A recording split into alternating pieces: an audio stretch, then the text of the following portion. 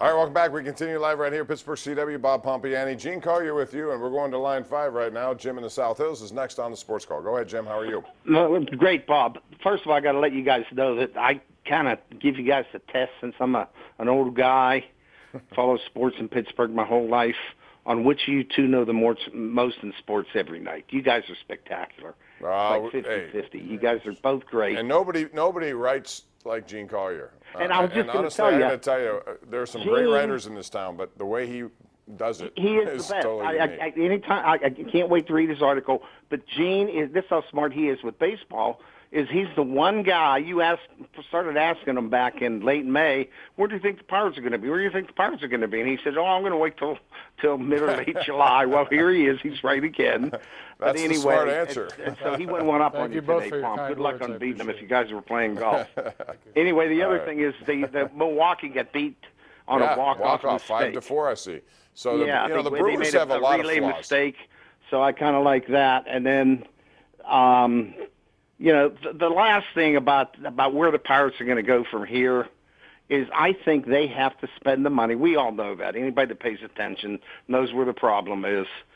And we have to spend the money for this reason as much as anything, to show these kids that are so many new kids and so many kids, and I consider Bell kids still, that, hey, the Pirates are going to try and win. And this might be the time of the year to do it sometime in the next month. All right, thanks for the call, Jim. Gee, what do you think about that? Yeah, the Pirates have had this pattern now where they play really well into the All-Star break, creates a lot of excitement. Sometimes it's later in July, and that makes them sellers. Buyers. And they made the big move last July with Chris Archer, a trade everybody loved. It hasn't worked out, but I think if they're close enough, they'll try it again. But they're not going to land some really high-priced player. It's just not going to happen. I give a lot of credit, though, and certainly Clint Hurdle takes his share of criticism, like all managers do in their local market.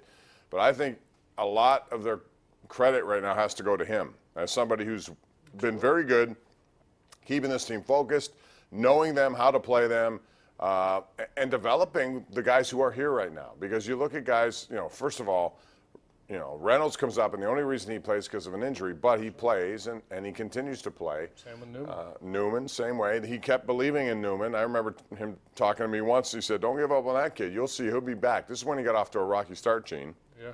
And we've seen other instances. So I think, doesn't he deserve much more credit than I think people are willing to give him? His best manager job, really, so far. We'll see. We're due for break. Pirates are leading currently again 5-0. We'll show you some highlights at 11 o'clock.